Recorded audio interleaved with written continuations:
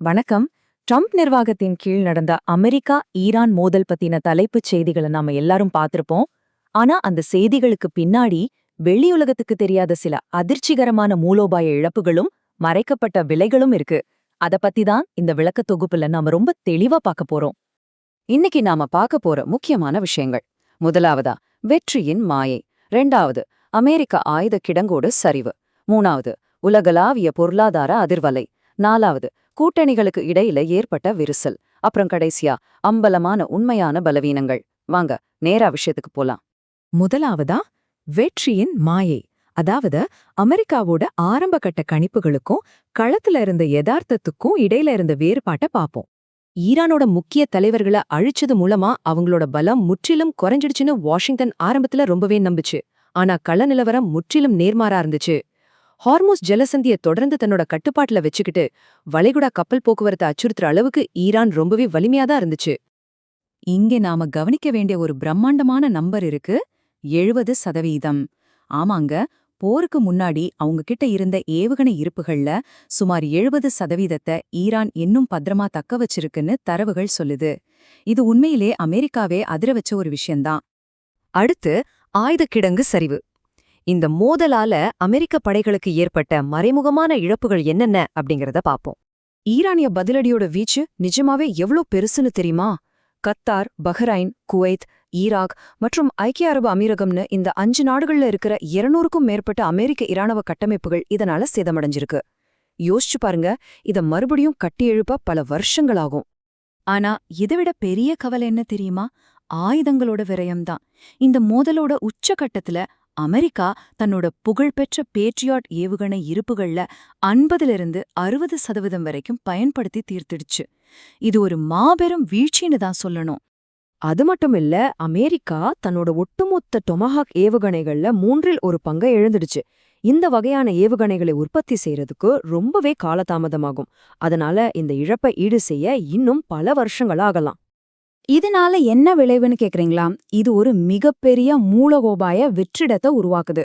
ஒருவேளை பசிபிக் பெருங்கடல்ல, குறிப்பா தைவான் பிரச்சனையில திடீர்னு ஒரு மோதல் வெடிச்சா, குறைஞ்சு போன இந்த ஏவுகணை இருப்புகளோட அமெரிக்கா முழுமையான தயார் நிலையில இருக்குமா அப்படிங்கிற ஒரு பயங்கரமான ஆபாயத்தை இந்த நிலைமை ஏற்படுத்துது. சரி, ராணுவத்துக்கு ஏற்பட்ட இழப்புகளை பார்த்தோம். இப்போ 3வதா, உலக பொருளாதாரத்துல ஏற்பட்ட அதிர்வலைகளை பத்தி பார்க்கலாம். குறிப்பா ஹார்முஸ் ஜலசந்தி பிரச்சனை. இந்த ஹார்முஸ் ஜலசந்திங்கிறது உலகத்தோட மிக முக்கியமான ஒரு ஆற்றல் போக்குவரத்து பாதை.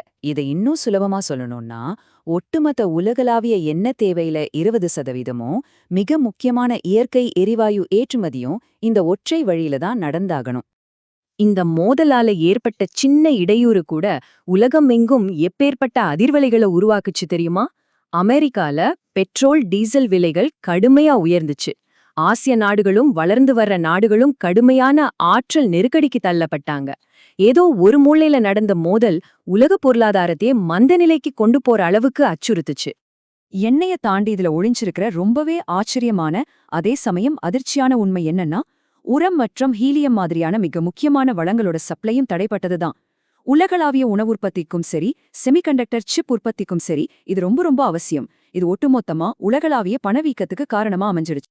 4வதா, இந்த மோதலால அமெரிக்காவோட கூட்டணிகளுக்கு இடையில ஏற்பட்ட விரிசல்களையும் இராஜ்யதந்திர இழப்புகளையும் பார்க்கலாம். ஹார்மஸ் ஜலசந்திய மறுபடியும் திறக்கவும் அங்க இருக்கிற கன்னி வெடிகளை அகற்றவும் உதவுங்கன்னு ட்ரம்ப் நிர்வாகம் ஐரோப்பிய நேட்டோ நட்பு நாடுகளை கேட்டுக்கிட்டாங்க. ஆனா அவங்க திட்டவட்டமா மறுத்துட்டாங்க. அமெரிக்காவை பின்பற்றுவதை விட தங்களுடைய சொந்த ஆற்றல் பாதுகாப்பை உறுதி செய்யறதுதான் முக்கியம்னு அவங்க முடிவெடுத்துட்டாங்க. இந்த மறுப்பு வாஷிங்டனுக்கும் ஐரோப்பாவுக்கும் இடையில இருந்த ஆழமான பிழவை வெளிச்சம் போட்டு காட்டுச்சு. இத ஜெர்மன் அதிபர் ஃப்ரெட்ரிக் மெர்ட்ஸ் ஒரே வரியில ரொம்ப கச்சிதமா சொல்லியிருந்தாரு. அமெரிக்கா ஈரானால் அவமானப்படுத்தப்படுகிறது அப்படின்னு. இது ஒரு பக்கம் இருக்க, உலக அரங்கத்துல இருக்கிற மத்த நாடுகள் இத ரொம்ப உன்னிப்பா கவனிச்சுட்டு வர்றாங்க. குறிப்பா சீனா அமெரிக்க படைகளோட வளங்கள் எந்த அளவுக்கு நீர்த்து போக செய்யப்பட்டிருக்கு அப்படிங்கறத ரொம்ப தீவிரமா நோட் பண்றாங்க. அதே நேரத்துல உலகளாவிய எண்ணெய் விலை உயர்வு மூலமா ரஷ்யா தனக்கான பெரும் பொருளாதார லாபத்தை எந்த தடையும் இல்லாம அறுவடை செஞ்சுட்டு வருது. இப்போ நாம கடைசி பகுதிக்கு வந்திருக்கோம். அம்பலமான உண்மையான பலவீனங்கள் மற்றும் நீண்ட நாள விளைவுகள்.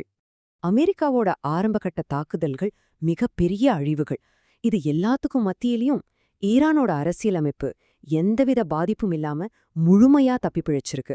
அது மட்டும் இல்லாம தெஹ்ரான்ல இன்னும் இளமையான ரொம்பவே தீவிரமான ஒரு புதிய தலைமை உருவாகவும் இது வழியமைச்சு கொடுத்திருக்கு. இந்த தொடர்ச்சியான வீரியம் நிலைமையை இன்னும் சிக்கலாக்குது. அதனால இங்க நாம கேட்க வேண்டிய உண்மையான கேள்வி அந்த உடனடி போர்ல யார் ஜெயிச்சாங்க அப்படிங்கறது இல்ல. ஹார்மோஸ் ஜலசந்திய சுற்றி இருக்கிற ஒரு நீண்ட கால மோதல்ல அமெரிக்காவும் ஒட்டுமொத்த உலக பொருளாதாரமும் எந்த அளவுக்கு சீக்கிரமா நிலை குழிஞ்சு போகும் அப்படிங்கிற அந்த பேரழிவுகரமான உண்மைய இந்த மோதல் அம்பலப்படுத்திடுச்சா? இந்த ஒரு கேள்வியோட நான் இந்த விளக்க தொகுப்பை நிறைவு செய்றேன். நீங்களும் இத பத்தி சிந்திச்சு பாருங்க. நன்றி.